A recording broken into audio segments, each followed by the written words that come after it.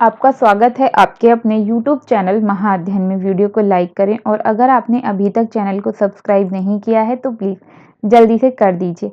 आज हम करने जा रहे हैं हमारी 8th स्टैंडर्ड की साइंस की वर्कशीट और हमारी वर्कशीट का नंबर है 17 और आज हमारी डेट है 27 नवंबर। आपको याद है हमने लास्ट वर्कशीट में मेटल और नॉन मेटल्स के बारे में रिवीजन की थी, कंपैरिजन करते हुए रिवीजन की थी, जिसमें कि हमने उनकी फिजिकल प्रॉपर्टी के बारे में बात की थी। आज हम रिवीजन ही कर रहे हैं लेकिन केमिकल प्रॉपर्टीज के बारे में बात करेंगे। तो शुरू करते हैं हमारी वर्कशीट को। सबसे पहले अगर हम इन केमिकल प्रॉपर्टीज की बात कर रहे हैं तो सबसे पहले हम देखते हैं कि मेटल्स अगर ऑक्सीजन के साथ मिक्स होती हैं या उसके कांटेक्ट में आती हैं तो कैसा रिएक्शन करती हैं और नॉन मेटल कैसा रिएक्शन करती हैं।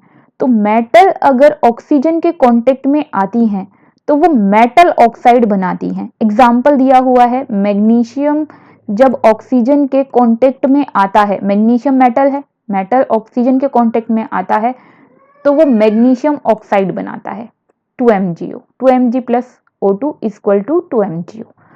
वही बात हम अगर नॉन मेटल के बारे में करें तो नॉन मेटल जब ऑक्सीजन के कांटेक्ट में आती हैं तो वो नॉन मेटल ऑक्साइड बनाती हैं, नॉन मेटल ऑक्साइड बनाती हैं। एग्जाम्पल के लिए हमने सल्फर को ऑक्सीजन के संपर्क में कांटेक्ट में लेकर आए, उसके साथ मिलाया तो उसने सल्फर ऑक्साइड बना दिया SO2। अब हम बात कर रहे हैं ऑक्साइड के नेचर की कि मेटल ने भी ऑक्साइड बनाया और नॉन मेटल ने भी ऑक्साइड बनाया, दोनों ने ऑक्साइड क्रिएट किया या बनाया, लेकिन उनका नेचर क्या है। तो मेटल जिस ऑक्साइड को बनाती है उसका नेचर होता है बेसिक, लेकिन नॉन मेटल जिस ऑक्साइड को बनाती है उसका नेचर होता है एसिडिक। और इसको चेक करने के लिए अगर हम लिटमस पेपर का यूज करेंगे तो मेटल ऑक्साइड रेड लिटमस को ब्लू कर देगा और non metal oxide blue litmus को रेड कर देगा। ये आपको याद रखना है और दोनों के ही एग्जाम्पल्स हमें दिए हुए हैं। 2MgO प्लस 2H2O करने पर 2MgOH2 बनता है मैग्नीशियम हाइड्रोक्साइड। वहीं हम SO2 सल्फर ऑक्साइड को H2O के साथ पानी के साथ मिक्स करते हैं तो H2SO3 बनता है। तो अभी ये हमने इतनी बात की सल्फर डाइऑक्साइड। तो अब नेक्स्ट बढ़ते हैं पॉइंट की तरफ। थर्ड कंपैरिजन कर रहे हैं हम इनकी रिएक्शन विद वाटर। अगर मेटल्स वाटर के साथ मिक्स होती हैं तो वो प्रोड्यूस करती हैं हाइड्रोक्साइड और हाइड्रोजन गैस। और साथ में अगर मेटल एसिड के साथ मिक्स होती हैं या एसिड के कांटेक्ट में आती हैं, एसिड के कांटेक्ट में आती हैं या एसिड के बारे में हम बात कर रहे हैं तो मेटल क्या करती हैं। तो metal react with acid to produce metal salt and hydrogen gas. तो ऊपर हमने बात की कि वाटर के कांटेक्ट में आके वो हाइड्रोक्साइड और हाइड्रोजन गैस बनाएंगी और एसिड के कांटेक्ट में आने पर वो metal salt and hydrogen gas बनाएंगी। और साथ में आपको याद कर रखना है कि जब ये एसिड के साथ मिक्स होती हैं तो बर्न करती हैं विद अ पॉप साउंड। साथ में ये बर्न भी करेंगी, मेटल सॉल्ट भी बनाएंगी, बर्न भी करेंगी और वो भी पॉप साउंड के साथ, मेटल सॉल्ट और हाइड्रोजन गैस।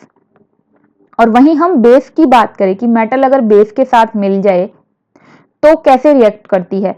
तो बेस के साथ मिलने पर वो प्रोड्यूस करती है सॉल्ट और हाइड्रोजन गैस को रिलीज करेगी साथ में। तो अगर हम कॉमन देखें इन तीनों पॉइंट में तो हमने तीनों पॉइंट में देखा कि जब मेटल वाटर के साथ, एसिड के साथ और बेस के साथ मिक्स होती है तो तीनों कंडीशन में वो हाइड्रोजन गैस तो बनाती ही है। बस फर्क कितना है कि वाटर के साथ हाइड्रोक्साइड बनेगा, एसिड के साथ जब हम बात कर रहे हैं तो मेटल सॉल्ट बनेगा और बेस के साथ सॉल्ट बनेगा। ये आपको बिल्कुल क्लियर याद रखना है। और एसिड में बर्न भी करता है, पॉप साउंड के साथ हाइड्रोजन गैस निकलेगी और बर्न करेगी।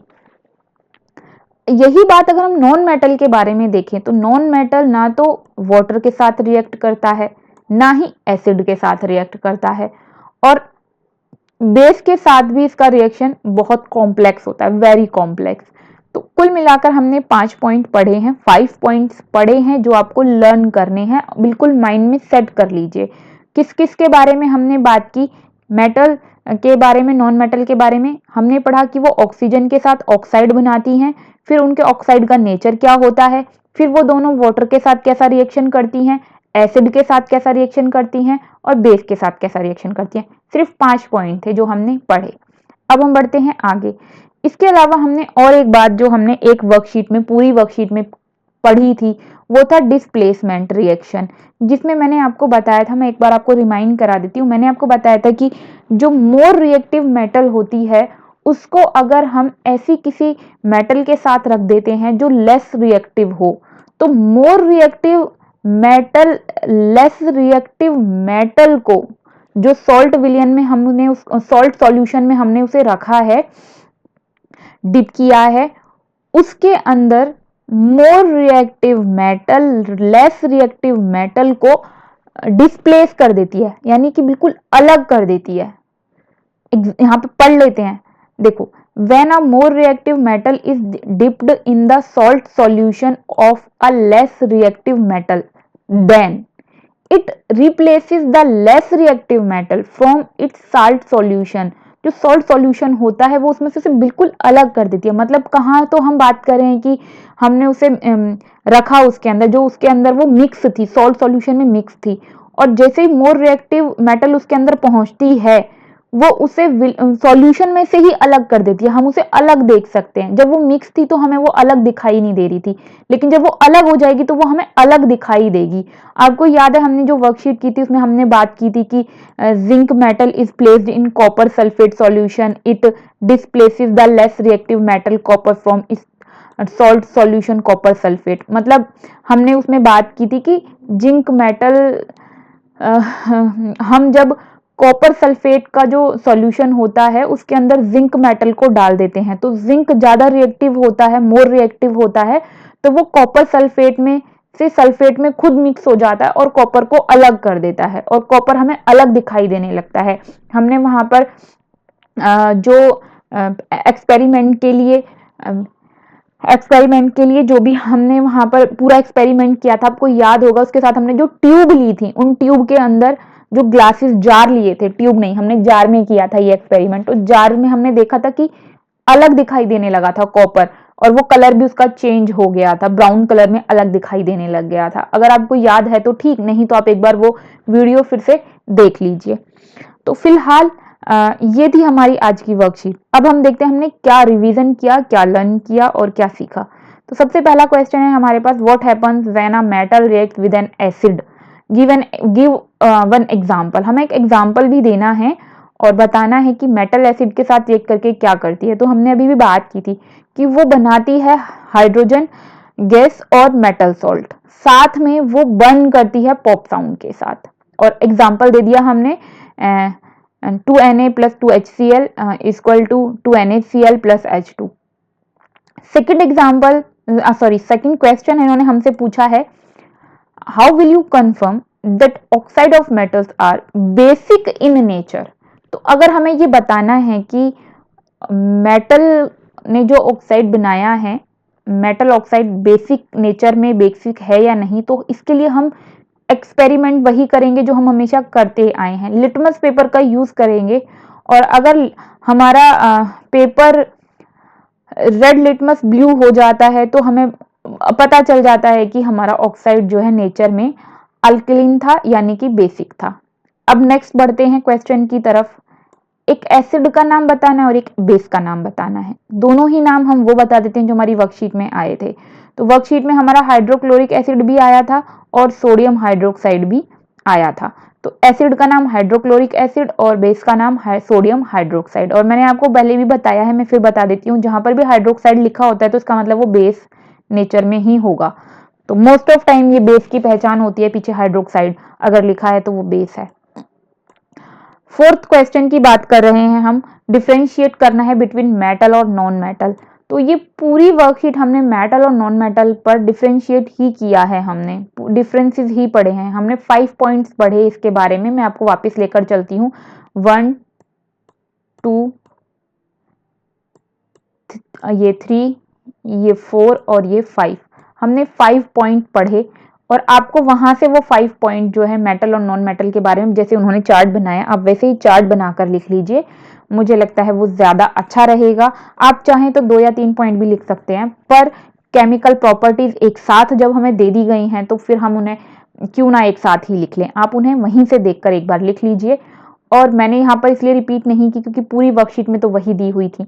तो आप बैक में जाकर वीडियो को रिवाइंड करके पीछे, और जैसे मैंने अभी किया भी था, तो वहीं पर वीडियो को रोककर उसको नोट डाउन कर लीजिए।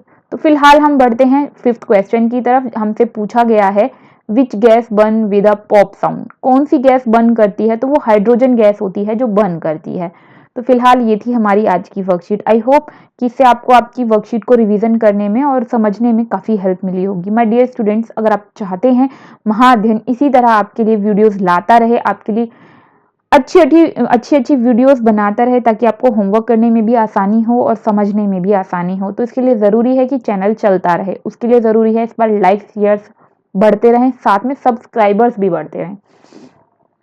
तो वीडियो को लाइक करने के साथ साथ अपनी और क्लासेस के फ्रेंड्स के साथ शेयर करना बिल्कुल भी ना भूलें। उन्हें भी कहें कि वो चैनल को सब्सक्राइब कर दें। और अगर आपने अभी तक चैनल को सब्सक्राइब नहीं किया है तो प्लीज़ कर दीजिए। आपकी वीडियो के नीचे रेड कलर से सब्सक्राइब लिखा हुआ है, क्लिक करते ही उसका कलर चेंज हो जाएगा, मतलब फिर वहां लिखा होगा सब्सक्राइब, चैनल सब्सक्राइब हो गया। एक ही बार सब्सक्राइब करना होता है।